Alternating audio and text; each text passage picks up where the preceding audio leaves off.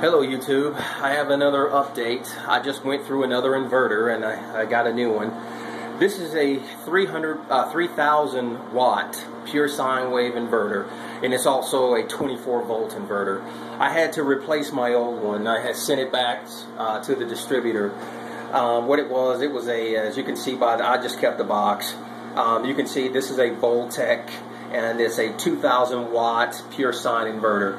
And unfortunately, a couple of weeks ago, I plugged in an iron that was 1500 watts, and unfortunately that inverter just couldn't handle it and it burned it up. Go figure. I don't know what happened, but my guess is the amps just spiked, and it did. Actually, I actually watched the amps on my battery monitor go all the way up to like 80 to 100 amps easy, just with that iron along, and it's generating a lot of heat, so that's to be expected. But I also expected that that inverter to handle it, but it didn't. So what I replaced it with is an Ames. This is an Ames 3000 watt pure sine wave inverter, 24 volt, and as you can see in the front, I have a little meter here. And I got 4 AC plugs or AC receptacles on the front here, and I have a direct AC connection or terminal block, so I can plug in direct AC loads. And what I've got plugged into it now is I actually took the time and installed an exhaust fan, and I'm running that off of my system. So in essence, it's solar powered. So, and it's got a thermostat on it, so when the temperature in this particular room gets to a certain point, or temperature in, actually my attic, it'll start, siphoning off hot air from this particular room. I actually also put in a thermometer in here. I noticed that, this room was getting very, very hot, up in like 90, maybe close to 100 degrees. And so even though I don't have to deal with my AGM batteries, I don't have to deal with the ventilation or the heat issues, humidity and heat, my inverter, that's another story. So, I put in an exhaust fan, and it's helping out, quite a bit. Also, after that incident, I decided to put in a inline fuse as opposed to that 60 amp switch. And unfortunately, the folks at Home Depot didn't help me out. They gave me that little breaker box and said, "Hey, this will solve your problems. This will help you," and so forth.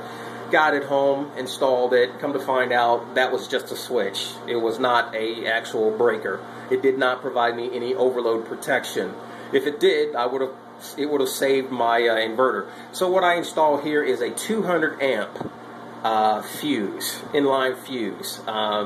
You can get them from Inverters R Us, or and you can get Missouri Wind and Solar. You can get one of those, but this is a 200 amp inline fuse. Okay, so essentially this is what it looks like. This came with a kit. The kit itself was like 25 bucks. So I would definitely recommend getting that. Also, I was working on the system, and I decided to install a solar disconnect switch.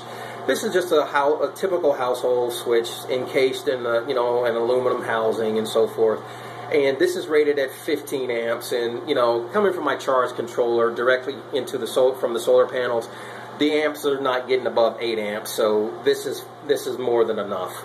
As far as a switch, up and down, just, simply just turn it on, turn it off, and it works great. Again, I have this 300 amp, DC disconnect switch.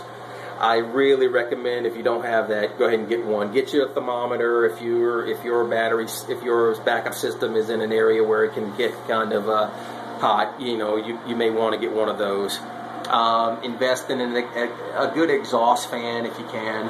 This is blowing hot air directly up in the attic, which is also being blown out of the house, so that should work fine. Also, my battery bank is now a 24 volt system configuration. Essentially, these batteries, these 4, okay, are in a parallel configuration, and those 4 or in a parallel configuration, and to make them into serial, that basically these are just like two big batteries, two big 12-volt batteries, and essentially I just tied in this negative terminal down to this positive terminal, okay, on this battery, and it makes it a 24-volt system. One other key thing is when you hook it up to the charge controller, make sure you hook it up correctly. The charge controller through this 10-gauge wire is on this battery number 1. Okay, this is the positive lead, and the negative lead, okay, that goes up to my shunt, okay, is on battery number 8. Okay, so that way, the entire battery system will get equal charge, and it won't drain just one or two batteries faster than the others. So that's, when you're hooking this up, make absolutely certain, if you want to try this configuration, make sure you hook it up correctly.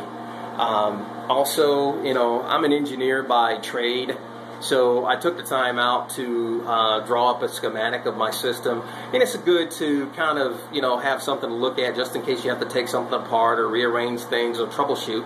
And by nature I do documentation anyway, and if I can remember, I'll put a link in this so that somebody could download it, and if you want to see how I made it or how I configured the system and so forth, and you could do the same.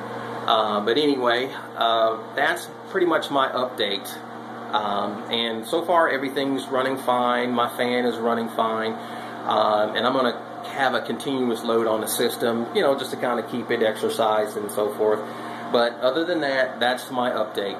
Alright, thanks for watching, YouTube. If you have any questions or comments, please feel free to leave me a note. Alright, take care.